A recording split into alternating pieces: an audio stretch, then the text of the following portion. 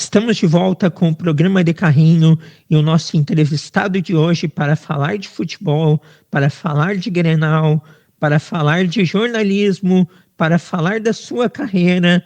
É um narrador de rádio que já trabalhou em televisão, que comanda programas esportivos e de jornalismo geral, conhecedor minucioso de esporte, dos detalhes, de registros históricos, estudioso, autor de livro. Hoje o nosso papo é com um rio-grandino, narrador da Rádio Gaúcha, Gustavo Manhago.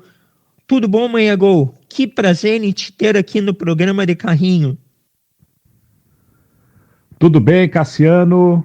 Grande abraço para você, para os teus ouvintes, pessoal do De Carrinho, ligado aqui interessado em saber um pouco aí da minha história, das minhas opiniões. Sempre é bom falar dessa profissão que eu tanto amo, do jornalismo esportivo, do nosso futebol, da dupla Grenal, enfim, tem muito assunto para a gente explorar aí, e é sempre muito bom compartilhar aquilo que a gente gosta de fazer no dia a dia, compartilhar com outras pessoas, com vocês e com todos aqueles que estão nos prestigiando agora nesse momento.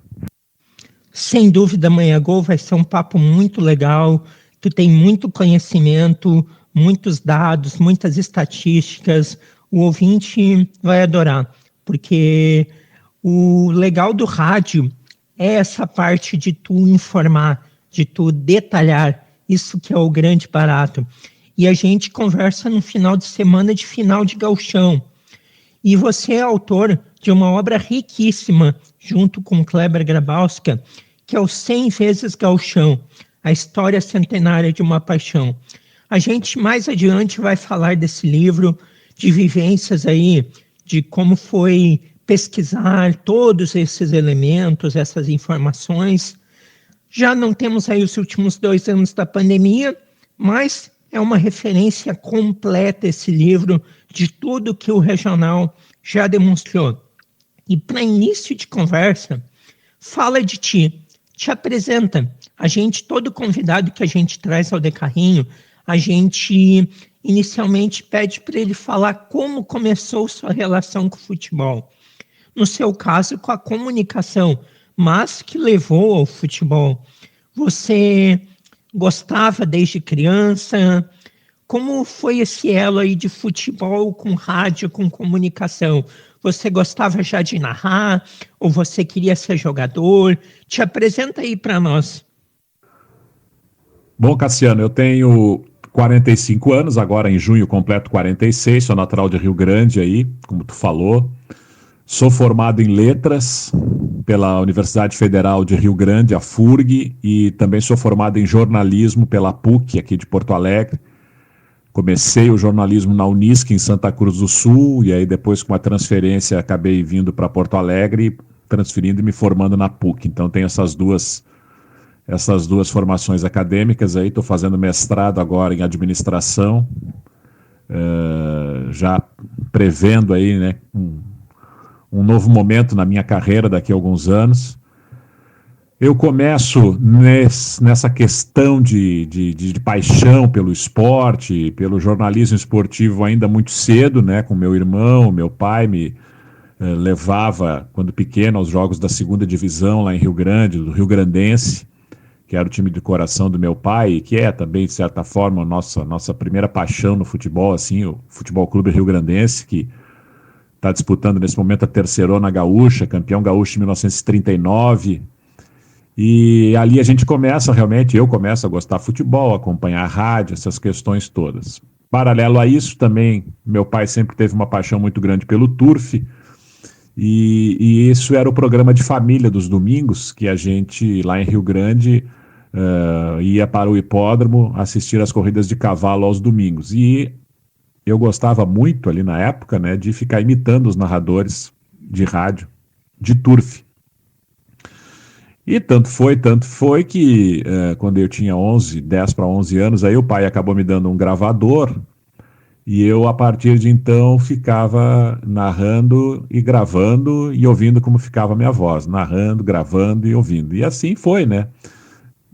Essa questão de narrador de rádio, né? A partir disso, eu comecei a me destacar de certa forma, que quando eu tinha 12 anos, em 1987, vindo para Porto Alegre, um amigo do meu pai e também do jornalista Marcos Rizon acabou me apresentando para o Marcos Rizon, que tinha na época a Rádio Gazeta de Porto Alegre, que fazia as transmissões de turf no Hipódromo do Cristal. Era uma das emissoras. E o Marcos Rizon, em setembro de 87, acaba me dando a primeira oportunidade para narrar na Rádio Gazeta, então, uma corrida de cavalo no Hipódromo do Cristal. Então foi um momento assim inesquecível para mim. Com 12 anos eu não alcançava, né, no pedestal com binóculo, tive que subir num banquinho. Uma coisa muito curiosa, uma voz horrível, né? Um garoto de 12 anos, a voz de taquara rachada, como a gente chama. Mas foi ali, com essa oportunidade do Rizon, né, que eu sou grato eternamente, que eu tive a minha primeira oportunidade em rádio com 12 anos, narrando turf. Depois disso eu volto para Rio Grande, era só em ocasiões especiais de grandes prêmios, assim que a gente vinha a Porto Alegre, assistia os grandes prêmios, no mais eu ficava em Rio Grande, nas corridas comuns lá. Mas tanto foi que em 89 um empresário lá rio-grandino comprou uma rádio da cidade, a Rádio Minuano, e ele era turfista, então ele colocou uma programação de turf e me contratou. Então, com 14 anos, efetivamente eu tenho aí o meu primeiro emprego em rádio, na Rádio Minuano de Rio Grande, um programa de turf à sexta, um programa de turf aos domingos, e ainda narrava as corridas de cavalo aos domingos à tarde lá em Rio Grande. Pouco tempo depois, na mesma Rádio Minuano, eles precisaram de um narrador para fazer a transmissão de um torneio interno de uma indústria lá de Rio Grande, da Ipiranga, e rádio do interior, né, fazia essas transmissões, e eu acabo aparecendo lá, porque não tinha um narrador de futebol, e aí pensaram, tem o guri do turf aí, quem sabe ele faz. E eu fiz, e o pessoal gostou, então a partir dali, 89, eu começo com essa função de futsal e futebol, e aí acaba aos poucos deixando o turf, até porque é um esporte que foi perdendo o seu interesse, o seu espaço, sobretudo no interior do estado, né? Inclusive hoje o hipódromo lá em Rio Grande nem existe mais. E no futebol eu acabo me encontrando com umas possibilidades boas de crescimento na profissão. E acabo, então, tanto que em 1990 eu participo pela primeira vez da promoção Narrador do Futuro da Rádio Gaúcha. Acabo me classificando entre os 10 finalistas. A promoção era aberta em termos de idade, não tinha limitação de idades, tanto crianças quanto jovens, né, poderiam participar. Eu tinha na época 15 anos. Você mandava uma fita cassete com uma gravação fictícia, um jogo imaginário, na primeira fase. Se você passasse, depois tinha a segunda fase, que era narrar um jogo gravado, né, não ia ao ar nunca, no estádio aqui em Porto Alegre. Eu consegui passar a primeira fase, cheguei na segunda fase, lembro como se fosse hoje, narrei semifinal do Campeonato Brasileiro de 90, Grêmio e São Paulo no Olímpico. O Grêmio ganha 1-0, gol do atacante Maurício, mas não se classifica. O São Paulo que vai para a final. Depois, inclusive, perde o título para o Corinthians no Morumbi. Mas eu tive essa oportunidade incrível, né, de com 15 anos, narrar no Estádio Olímpico. E só que a promoção ela era reveladora, mas não tinha nenhum compromisso de contratação, né? Eu cheguei, fiquei entre os 10 finalistas, não fui o vencedor foi o Roberto Carletti, que depois passou muitos anos, né, como um profissional da Rádio Gaúcha. Eu volto para Rio Grande, começo a trabalhar direto com futebol e futsal, segundona, gauchão, viajando, futebol de salão, fazendo muitas transmissões lá em Rio Grande. 93, eu participo da promoção da Gaúcha de novo, reeditada uma segunda edição da Narrador do Futuro. Desta vez eu consigo me classificar de novo, mesmo procedimento, um jogo fictício. Aí venho narrar Inter e Botafogo, Campeonato Brasileiro no Beira-Rio. O Inter ganha a partida por 1-0, gol do zagueiro Vladimir. E dessa vez, dividido por categorias e idades, eu acabo ganhando na categoria juvenil, que era até 18 anos, acabo ganhando. Ganhei prêmios da patrocinadora, que era Black & Decker, ganhei diploma, quadro legal, bonito, em prata, assim, foi uma premiação muito legal, dada pelo Armindo Antônio Ronzolin lá em 1993. Mas, de novo, não tinha nenhuma relação com contratação ou efetivação. Era uma proposta de revelar talentos, né? Volto para Rio Grande, né? Sigo nas rádios locais, passando pela segunda rádio, já trabalhava na Rádio Cassino, em Rio Grande. Trabalhava também no Jornal Agora, lá fazendo a página de esportes da cidade. Em meio a tudo isso, né, estudando na universidade o curso de letras, porque eu não tinha conseguido passar no vestibular de jornalismo na Federal, aqui em Porto Alegre, na URGS. Não tinha lá em Rio Grande, na Federal. Pelotas tinha, mas era na Católica. Meu pai não tinha como pagar, então eu tentei na Federal em Porto Alegre e não consegui. Passei no vestibular em Rio Grande para letras, achei, né, algo próximo assim, né, pela linguagem, pelo texto. Acabei cursando, me formei rapidamente, em 4 anos.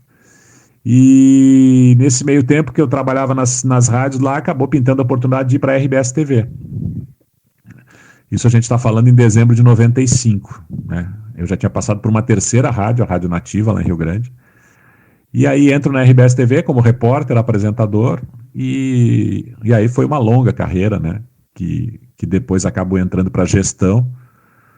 E eu fico 19 anos na RBS TV. 20 anos, praticamente 20 anos, faltou alguns meses para completar 20 anos.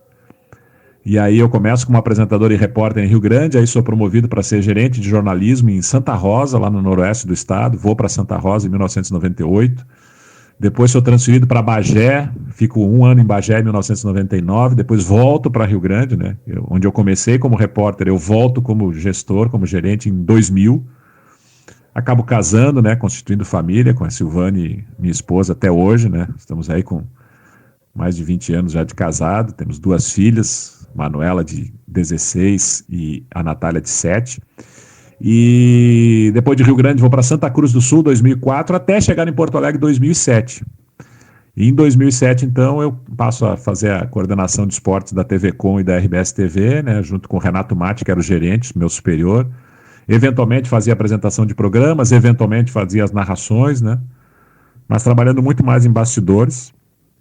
Nesse tempo todo de RBS TV, o rádio ficou completamente esquecido, né? Rádio Gaúcha nunca, nenhuma proximidade assim, em termos de trabalho. E as coisas vão acontecendo. Depois o Renato Matti, em 2011, sai, eu acabo assumindo a gerência geral de esportes e foi um período muito legal, de 4 anos, porque a gente passa...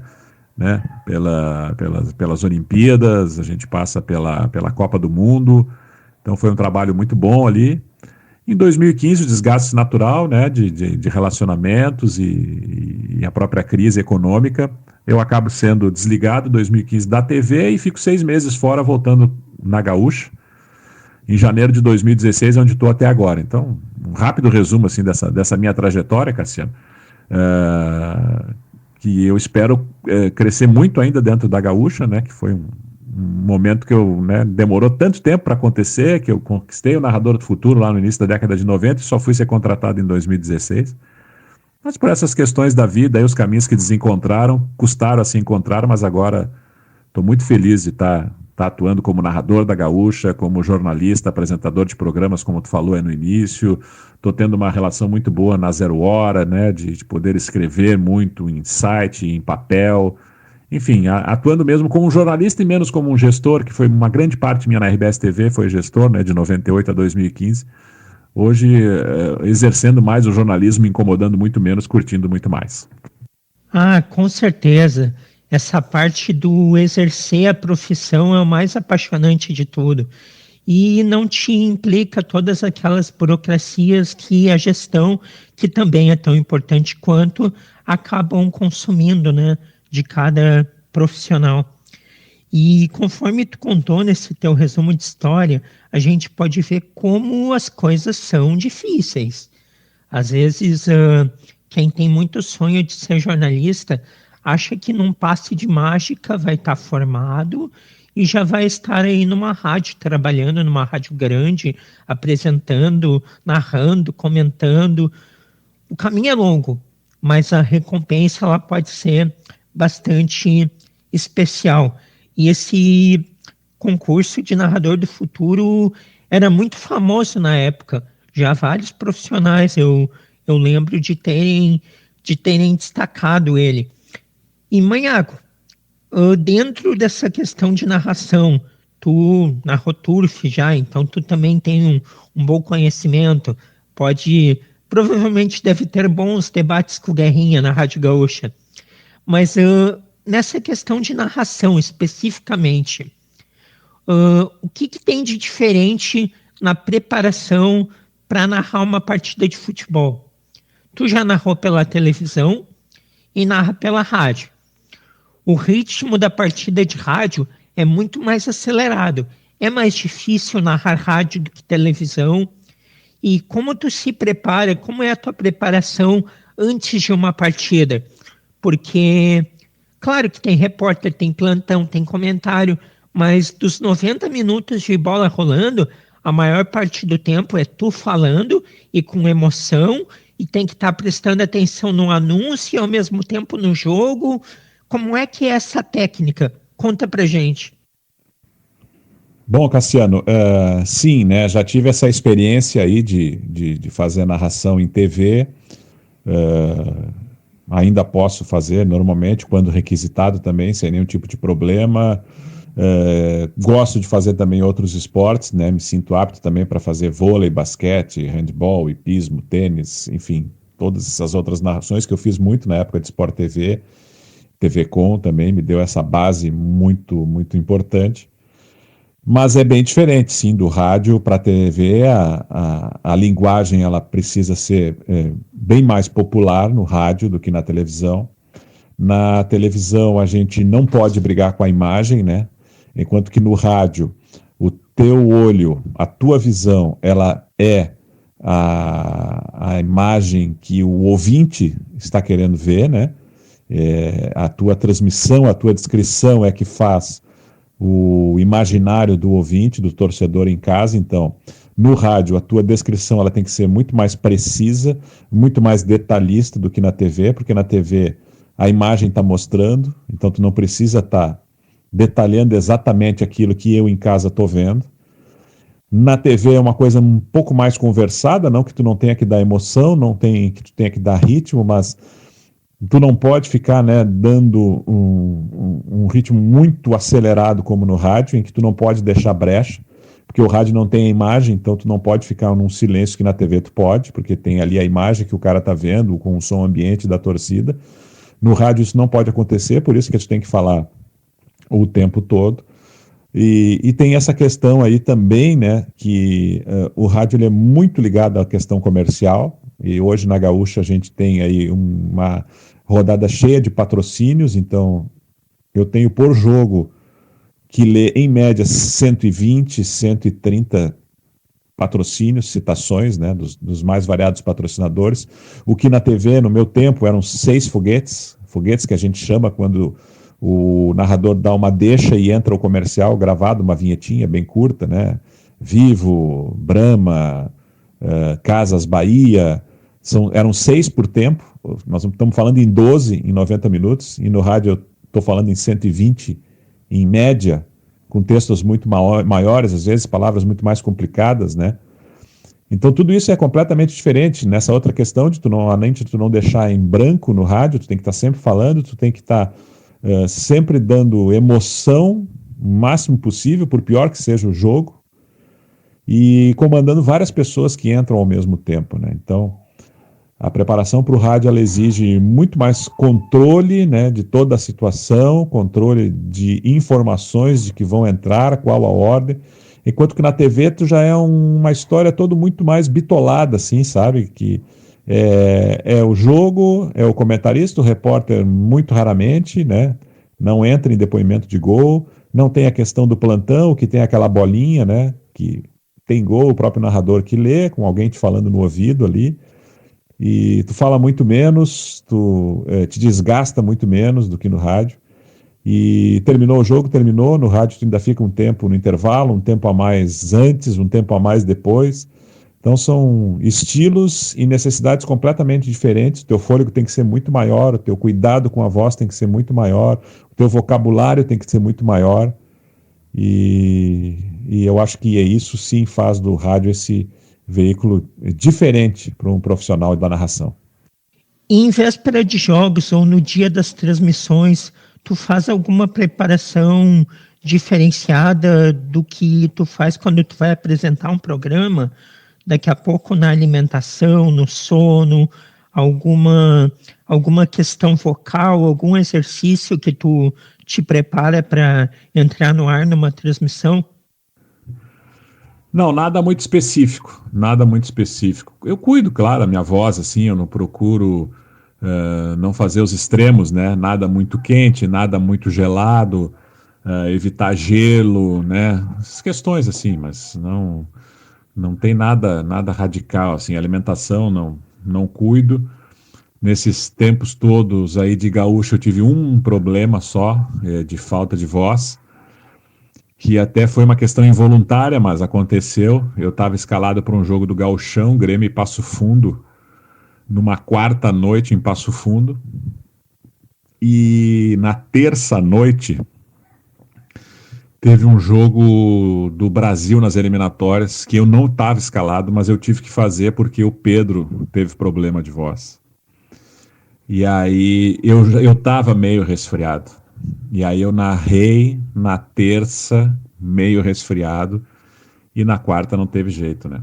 A voz não voltou, por mais que eu até viajei para Passo Fundo, tudo, mas tive que ficar no hotel, não consegui narrar porque a voz não voltou. Então foi o único problema assim que eu tive, mas tipo para narrar um jogo eu estava tranquilo, só que acabei tendo que fazer, né, um antes e o depois não deu mais, a voz não aguentou. Então eu procuro assim cuidar dessas questões extremas de muito quente e muito gelado, mas nada especificamente também quanto à alimentação, não tenho muito essa bobagem aí de não comer muito, ficar pesado no almoço, no jantar, não, graças a Deus consigo lidar bem com essas questões assim, né? Em termos de exercícios fonoaudiólogos também não tenho nada especial para fazer assim. E a questão técnica, né, de informação, aí sim, né, eu sempre procuro sempre, antes do jogo que eu vou fazer, informar o máximo possível da situação. Eu tenho, né, arquivo muito grande de acompanhamento já de todos os grandes clubes brasileiros, aí das competições, então estou sempre muito por dentro, assim, dessas questões técnicas, de classificação, de critérios, de artilheiros, dos times que estão envolvidos no jogo que eu vou narrar. Isso sim, né, isso eu faço uma preparação a cada jogo, assim, aí já tem um acompanhamento geral da competição, e aí antes do jogo com a escala eu me aprofundo naqueles dois times, né? Claro que Grêmio e Inter a gente já está sempre mais por dentro, né? Se dedica um pouco mais aos adversários. E como tu mesmo mencionou lá na primeira resposta, além de jornalista, tu é formado em letras e gosta muito de escrever, tem coluna em GZH, onde tu, além de textos de opinião, tu também coloca muitas informações, curiosidades, reportagens de contexto mais histórico. E muito se discute hoje no jornalismo a questão da credibilidade. Existem os meios tradicionais, em que todo mundo, até pelo contexto histórico, sabe que pode confiar, pode sintonizar, pode ligar, por mais que ainda exista muito. Hoje em dia é moda colocar em dúvida a credibilidade de quem sempre teve, dizendo que fulano mente, que fulano isso, que fulano aquilo. Mas ainda são os meios que permeiam o nosso país. Pois bem, em contrapartida a isso, existem os diversos jornalistas independentes ou pessoas independentes que trabalham com esporte. Isso vai aqui do programa de carrinho, vai a outros meios, ótimos, muito confiáveis, mas também tem aqueles que talvez não tenham o mesmo prestígio e a mesma confiabilidade. E aí, a forma dessas pessoas, por vezes, conseguirem atrair adeptos, seguidores, inscritos, audiência, é por meio de cliques. E como é que tu vê o momento, então, do jornalismo atual? No sentido de que, por vezes, uma manchete é muito mais chamativa do que o conteúdo em si. Estamos naquela fase em que vale mais a repercussão que a informação. E eu vejo que tu ainda é daquela linha de que não, tu quer informar corretamente. Como é que tu detalha isso? O que tu tem a dizer, principalmente para essa gurizada que quer ser jornalista e que está começando na profissão, mesmo que não tenha formação acadêmica, mas que trabalha com isso? Bom, eu acho que tu pescou bem aí a minha situação, né? Eu acho que informação em primeiro lugar. Não me preocupa essa questão de o quanto ela vai repercutir, né? Aquela história do quanto pior, melhor para render mais cliques, render mais views. Não, eu procuro colocar informação muito mais técnica às vezes. Eu tenho até agora, aos poucos, né, me posicionado um pouco mais enquanto opinião, sempre após os jogos da dupla Grenal, com vídeos no Twitter e no Instagram.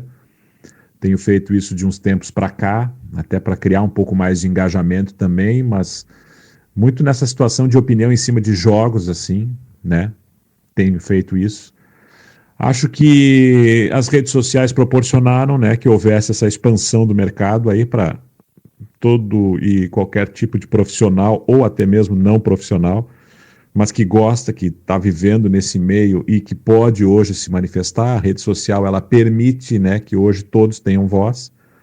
Vai do leitor, vai do internauta, do ouvinte, né, selecionar aqueles profissionais que ele identifica com alguma credibilidade, que ele pode confiar, e vai daqueles, né, que estão ali só para fazer um número, né, e fazer um barulho, conquistar engajamento e até algum tipo de retorno financeiro, que não é o meu caso, não concordo, mas respeito, enfim, acho que há espaço para todos aí. Cabe muito mais ao leitor, ao internauta, ao ouvinte, né, ter esse discernimento de fazer a escolha correta de um determinado profissional.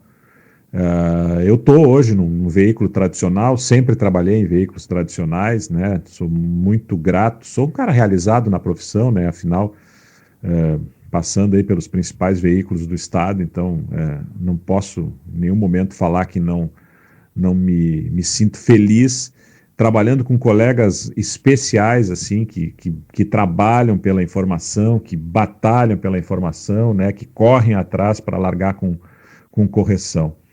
E eu valorizo muito esses caras que são dessa linha de frente, dessa linha profissional mesmo. Quanto a profissionais identificados, né, que é uma nova era, também dentro deles tem caras muito bons, fazendo trabalho realmente de informação mesmo, mais do que paixão e torcida, eles estão fazendo um trabalho de informação. E eu acho que também cabe aí a pessoa escolher bem certo, porque ela procurando, ela vai encontrar. Como vai encontrar ruins, vai encontrar maldosos, mal intencionados, né, que às vezes vão para o lado que não é nem profissional com relação a críticas pessoais a determinados jogadores, profissionais, até profissionais da mídia também, que são achincalhados por esses que não são profissionais, mas que estão nesse momento ocupando um espaço e, de certa forma, com esse boom das redes sociais, acabam também atraindo para si alguma audiência desses mais revoltados. Mas acho que temos espaço que precisa ser bem pesquisado para tu ficar por dentro de informação precisa e com correção. Eu tenho bons profissionais que eu sigo, bons profissionais que eu confio, e quanto à questão de engajamento, eu não me preocupo muito com isso, e sim mais com a informação precisa. E quem são as tuas referências na profissão, Maiago? Tanto no jornalismo esportivo, na narração, quem que desde pequeno tu acompanha, lá do passado, quem atualmente tu gosta de acompanhar, quais são aí as tuas inspirações? Bom, acho que quando eu comecei lá mesmo na narração de turf, né, eu me inspirava muito assim no Luiz Carlos Vergara Marques, já falecido, o maior narrador de turf aí que a gente teve aqui no Rio Grande do Sul. Depois, passando para o futebol, aí não tem como fugir de Armindo Antônio Ranzolin, né, para mim, o maior de todos, né. Hoje o Pedro Ernesto Denardim, ele é o nosso maior nome na narração esportiva, com uma narração diferente daquela do Ranzolin, mas com um outro jeito, assim, de muito mais envolvimento também com os torcedores, né? Sobretudo pelas expressões, pela descrição que o Pedro faz, então são referências importantes que eu tenho no rádio. Na TV, o Luiz Roberto e o Galvão, né? O Galvão insuperável, né? O Luiz Roberto numa linha um pouco mais abaixo, assim. Em termos de jornalistas esportivos, assim, aqui no Rio Grande do Sul, que são, assim, muito bom de acompanhar, né? Não tem hoje repórter igual ao Gabardo, né? O Eduardo Gabardo é hoje um cara fundamental aí na reportagem esportiva. E assim, eu acho que são os caras que, por exemplo, no impresso, o Rafael Di Vério é um cara que tem um texto espetacular, né? O texto do Di Vério é muito bom. Então, cada um na sua, assim, né? Mas são os nomes que me vêm, assim, como nomes importantes que eu acompanho para ficar sempre bem informado. Ah, sem dúvida, Manhago. E que bom que você cita o Gabardo, pois eu também sou fã dele. É impressionante a quantidade de informações que ele coloca dentro de uma notícia. Todos os detalhes, com todos os cuidados necessários, checagens, dá para ver que ele fala com propriedade e sempre informações em primeira mão. Sou fã do Gabardo. Se tu me permite, aí da Gaúcha também o José Alberto Andrade, com seu conhecimento histórico, o Rodrigo Oliveira, que é dessa linha do Gabardo de checar, são fora de série. Estamos conversando com o Gustavo Manhago, narrador da Rádio Gaúcha, colunista de GZH, apresentador de programas de esporte, de jornalismo geral. E a gente também te convidou aqui, Manhago, neste final de semana, pois é a decisão do Gauchão. E mais uma vez, será em Clássico Grenal. E você lançou, há pouco mais de um ano, junto com o Kleber Grabowska, o livro 100 vezes Gauchão, a história centenária de uma paixão. Você pode falar com mais propriedade, a gente já conversou no YouTube quando do lançamento do livro. Cada ano vivido pelo Gauchão tem uma história.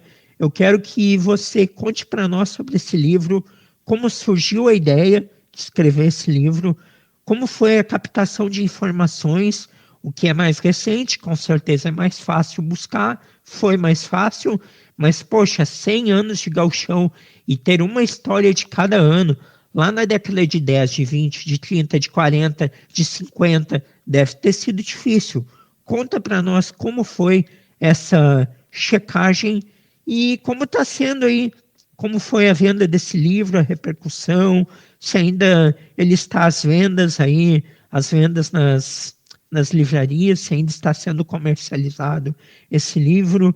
E porque, poxa, é um livro que dá para vender ainda por muitos anos, pois agora até a gente teve aí o Gauchão do ano passado e o atual, Gauchão de pandemia, mas tudo que foi contado, tudo que foi vivido, está aqui nesse livro. E com certeza mais para frente pode ter edições atualizadas, não é? Ah, com certeza, pode ter uma atualização sim, né? Sobretudo com esses dois últimos gauchões aí de 20 e 21 agora, né? Com toda essa questão envolvendo pandemia, acho que a gente vai ter que lançar sim uma edição atualizada. Não, o livro ele segue à disposição, né? Sobretudo pela venda online através da editora AGE. Eu te confesso que eu não tenho agora de momento a informação se ele ainda está sendo levado para as livrarias. Antes nós estávamos aí em parceria com a Cameron, dos shoppings, do aeroporto, mas aí com todo esse problema de pandemia, eu te confesso que eu não sei como é que está funcionando essa questão de reabastecimento. Então, o mais fácil é o nosso ouvinte aí acessar o AGE, editora age.com.br. Professor Paulo Ledur lá, um expert na língua portuguesa, que foi o nosso editor, ele vai dar todo o suporte necessário para quem quiser adquirir o exemplar do livro. Bom, o 100 vezes Gauchão surgiu, né, de uma conversa minha e do Kleber. Trabalhávamos juntos na redação da Gaúcha, já na redação integrada de Gaúcha e Zero Hora 2018, né, e a mesma mesa, lado a lado os dois, e eu sempre tive uma vontade grande de escrever alguma coisa, de deixar registrado alguma coisa, né, como uma produção própria, e faltava, assim, um parceiro e um empurrão. Então, o Kleber surgiu bem nesse momento aí para ser esse cara que foi extremamente importante na consolidação desse sonho, né. Então, a gente conversou ali, lado a lado, vamos escrever um livro, isso é 2018, né, 2019 o Gauchão faz 100 anos, primeiro jogo foi em novembro de 1919, quem sabe, a gente trabalha aqui junto, escreve, e aí foi. E conversamos e nos dividimos, né? Eu fiquei com os títulos do interior e mais tabelas, estatísticas, outras questões, né, mais burocráticas. O Kleber se deteve nos títulos da dupla Grenal, que a gente dividiu o livro em etapas, né? As conquistas da dupla Grenal e as conquistas dos demais times. E isso foi mais ou menos um ano antes, né, do Campeonato Gaúcho. Aí eu te diria assim, que a gente levou 1 ano e meio, né, entre surgimento da ideia, prospecção, produção, edição e publicação, né? Foi fundamental a gente ir atrás de patrocínio, e aí a Federação Gaúcha de Futebol foi importantíssima, né? Bancou grande parte dos nossos custos de produção, que são custos altos, porque o material ficou muito bom, de primeira qualidade da editora AGE, né? Tanto a capa do livro, o tipo de papel, tudo isso foi muito importante. São 253 páginas, né? E ali o livro tem histórias maravilhosas, né? Como tu falou, né, das décadas iniciais do campeonato até os momentos mais atuais, fotos, né? São mais de 50 fotos ilustrando as conquistas. O trabalho de pesquisa ele foi difícil, sim, sobretudo nesses anos mais antigos.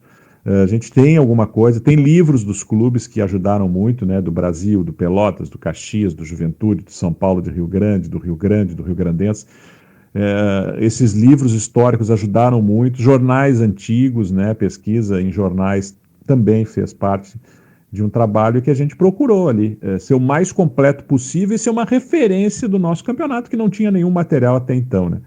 Eu fiquei muito feliz, assim, o resultado foi muito bom, a repercussão foi muito boa, até hoje, né, a gente, qualquer coisa, vira e mexe material histórico do campeonato, eu sou procurado para dar um depoimento, dar uma entrevista, então eu fico muito feliz que possa ter me tornado, a partir desse livro, eu e o Kleber, né, esse trabalho conjunto aí, referências em termos de história do nosso gauchão.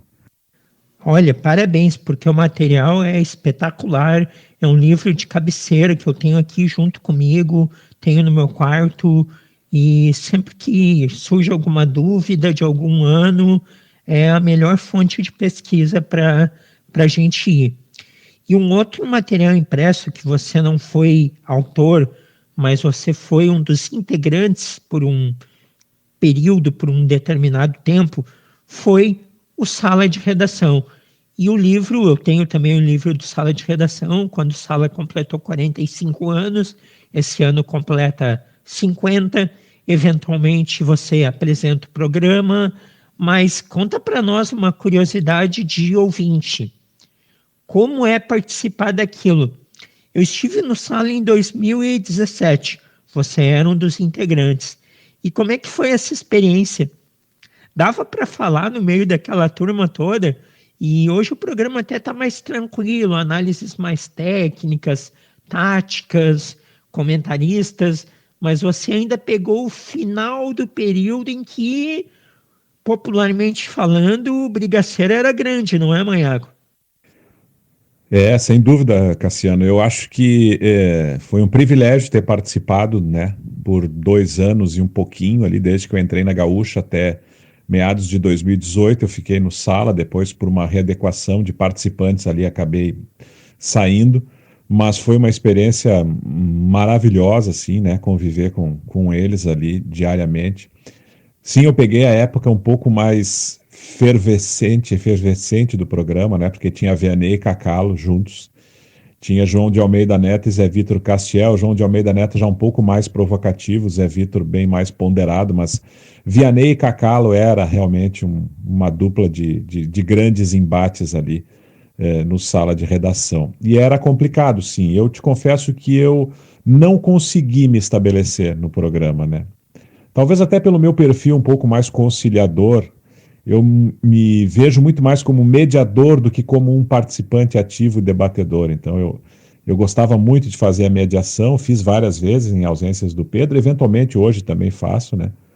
E eu acho que talvez por isso, né, por esse meu perfil um pouco diferenciado, não tão sanguíneo, eu acabei não conseguindo me estabelecer. Mas foi muito bom, assim, foi muito bom participar, a experiência é espetacular. E sim, o programa naquela época ele era um pouco mais sanguíneo do que é hoje, né? Hoje a gente tem alguns embates, sobretudo, né, da ala mais moderna, e aí não vai nenhum demérito, né, para uma e nenhum mérito para outra, né? Mas nós temos uma ala hoje mais moderna ali, que tem Leonardo Oliveira, que tem Diogo Olivier, e tem a ala mais conservadora, que tem Pedro Ernesto, que tem Guerrinha. O próprio Alex Bagé agora entra, né, com essa ala mais conservadora. O Potter também, né, jogando um pouco nas duas. Então, são formas diferentes, né? Formas diferentes, análise diferente. Essa questão do programa estar sendo feito de casa, ela afeta sim também no envolvimento, nas discussões. Fica um pouco frio assim essa distância. Mas se Deus quiser, isso aí vai passar em breve, o programa vai voltar a ser feito do estúdio, tu e outros ouvintes vão poder voltar a nos visitar e participar com algum tipo de frequência, porque é um programa que ele completa 50 anos se renovando e reconhecido Brasil afora, né? Tomara mesmo. Sinto muita falta de mandar mensagem, e-mail toda semana com textinho para ir participar. Eu lembro que logo no mês seguinte que eu fui no final de junho de 2017. No mês seguinte eu já comecei a mandar, mas de um ano e pouco para cá não foi mais possível. E por mais que o Grupo RBS tenha toda a qualidade para colocar os programas de casa, eu sinto que não é a mesma coisa. Até eu vejo que nos debates se melhorou aquela questão de um atravessar o outro, que acontecia muito. Acho que agora vocês se enxergam, tem circuito interno. Eu tô aqui conjecturando porque eu gosto muito dessa parte de bastidor. O meu amor pelo jornalismo surgiu disso. Muito mais do que o momento do ar, é o momento fora do ar, os bastidores. E eu percebo que a qualidade cai nesse sentido. Por exemplo, tu está apresentando um programa de casa, cai a internet. Daqui a pouco tu apresentando no estúdio, não ia ter esse problema, esses detalhezinhos. Mas, Maiago, falando de futebol então, Grenal, a gente já falou aí sobre os campeonatos gaúchos que passaram, mas e esse gauchão? O que tu está projetando para as finais? Jogo de ida amanhã, domingo. Hoje estamos aqui no sábado, no programa de carrinho. Partida de ida amanhã, Beira-Rio. Partida de volta na Arena. O que tu projeta desse clássico? E dos trabalhos aí do Grêmio com um técnico novo, depois de quase 5 anos, e do Internacional aí, que novamente mudou o treinador para essa temporada. Miguel Ramírez tem um pouquinho mais de jogos que o Thiago, mas também ainda é um trabalho muito curto. Bom, há realmente um equilíbrio entre os dois times. Particularmente, eu acho o Grêmio mais time, né? Com peças individuais melhores. E isso pode dar ao Grêmio também, o fato de decidir na Arena, uma pequena vantagem. Isso aí vai ganhar ou não, a gente não tem como garantir. Mas eu, por exemplo, acho, se jogar, por exemplo, o Kahneman na zaga, para mim toda a defesa do Grêmio é melhor, do goleiro ao lateral esquerdo. Na frente do Inter, se o Miguel Ramírez insistir em deixar o Yuri Alberto de fora, o ataque para mim vai ser o do Grêmio, com Ferreira e Diego Souza, né? Eu só coloco o Yuri Alberto assim como uma chance de disputar uma posição de titular, assim, nesse chamado mano a mano entre os dois times, né? Então eu vejo o Grêmio como com um time melhor. Está num momento mais tranquilo agora. Perdeu o Renato, que era uma referência nos Grenais, mas está num momento mais tranquilo porque o Thiago não está preservando os jogadores, está fazendo uma sequência que o torcedor queria que acontecesse. E não houve, assim, grandes radicalidades nas mudanças desde que ele assumiu em relação ao Renato. Então, ele está levando de bom grado. Eu acho que a campanha que ele vem fazendo na Sul-Americana está chancelando ele também no Campeonato Gaúcho a ter mais tranquilidade. O Inter, poxa, a gente viu aí na última terça-feira, né, uma atuação lamentável na Venezuela. É inadmissível um time do tamanho do Internacional jogar como jogou na Venezuela e perder pontos para o Táchira, se quer empatar. Não empatou nem na Bolívia nem na Venezuela. Então é um trabalho que está cercado de desconfiança. Ele insiste em peças que não dão resultado, como Marcos Guilherme, como Zé Gabriel na defesa. E isso o torcedor já está no limite, porque você vinha de um time vice-campeão brasileiro. Pô, dá uma ajeitadinha aqui e ali, mas mantém a grande base que deu certo. Por mais surpreendente que tenha sido, e para mim foi uma grande surpresa o Inter ter sido vice-campeão brasileiro, mostrou que ali tinha algum trabalho que estava dando resultado para tu fazer uma mudança radical. Então, ainda vejo com muita desconfiança. As goleadas, elas são enganadoras. O 6-1 no Aimoré, a gente viu, enquanto estava 1-0 só, o Aimoré abusou de perder gols na cara do Lomba. O 4-1 no Juventude, o Juventude entrega 3 gols pro Inter. O 6-1 no Olímpia mostra a fragilidade. O zagueiro, o Polenta, estava do meu tamanho. O Tátira, 4-0, muito fraco. Então, assim, ó, é preciso que o Miguel Ramírez tente jogar com o que ele tem na mão e não com o que ele tem na cabeça. Para o Inter passar um pouquinho mais de confiança para o seu torcedor e até para a mídia, para a crítica. No meu caso, sobretudo, que estou muito desconfiado com o trabalho dele. Vamos ver se no Grenal ele consegue fazer alguma coisa diferente, porque ele vai pegar no Beira-Rio, que ele vem tendo um desempenho espetacular, o primeiro grande time dessa temporada. Pois é, Maiago, e eu vi até você comentar também nos espaços da Rádio Gaúcha sobre os adversários que o Grêmio Internacional tem enfrentado, principalmente as equipes sul-americanas. Elas não são parâmetro nenhum mesmo. Agora as finais do Gauchão e o Campeonato Brasileiro que vão começar realmente a desenhar o caminho que tanto um como o outro estão aí para a temporada. Concordo também sobre a sua opinião em relação ao time do Grêmio ter mais recursos, mais qualidade que o time do Inter. E para a gente encaminhar o final do nosso papo, da nossa entrevista, fala de ti novamente aí, conta, mas agora no sentido de futuro. O que tu ainda pretende fazer na tua carreira? O que tu acha que ainda falta tu fazer? Qual o teu sonho, tua ambição profissional? Tu te arrepende de alguma coisa nessa caminhada até aqui? Fala para nós aí o que tu tá projetando para o que vai vir pela frente. Bom, como eu falei lá no início da minha manifestação, Cassiano, eu estou iniciando agora, cerca de 2 meses, aí, o mestrado em administração na Universidade de Rio Grande e estou começando a vislumbrar aí uma possibilidade de vida acadêmica no futuro, né? Acho que tenho assim um espaço para crescer, para contribuir aí com a formação de novos jornalistas, né? Então estou procurando me qualificar com o mestrado, né? Que é uma exigência aí das universidades, né? Na contratação de docentes. Acho que eu tenho um caminho a explorar, um caminho a crescer e percorrer, então estou me dedicando muito a isso aí nos próximos 2 anos, né? 1 ano e meio, 2 anos, para quem sabe aí começar uma carreira de docente, né? Lecionando em universidades de comunicação.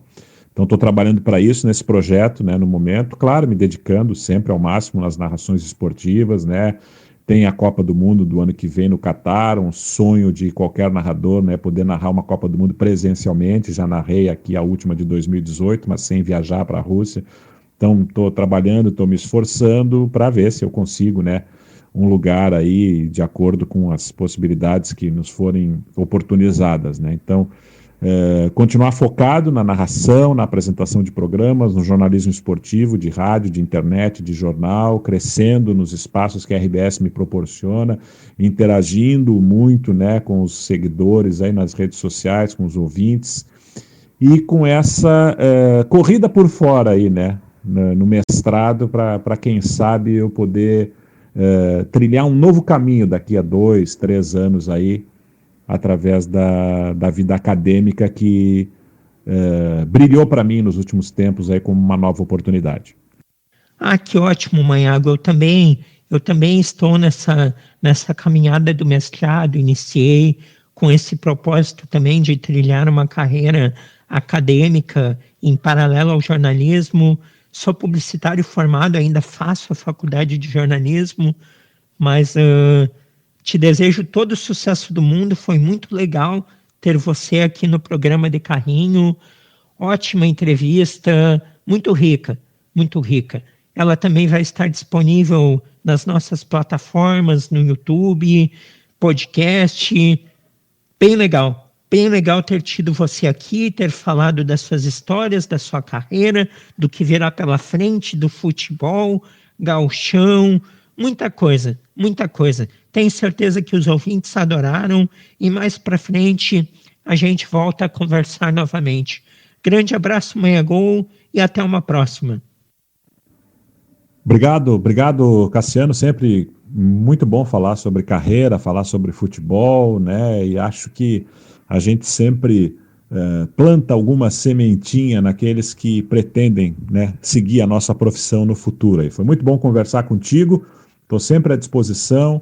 Um grande 2021 na sequência aí para todos, que em breve possamos estar juntos nos estádios, nos programas, nos estúdios, né, fazendo aquilo que a gente gosta ainda mais perto das pessoas. Tá? Um grande abraço, prazer foi meu participar aqui contigo. Muito bem, este foi Gustavo Manhago, narrador de futebol, narrador da Rádio Gaúcha, colunista, escritor, apresentador, entrevistado de hoje aqui no programa de Carrinho.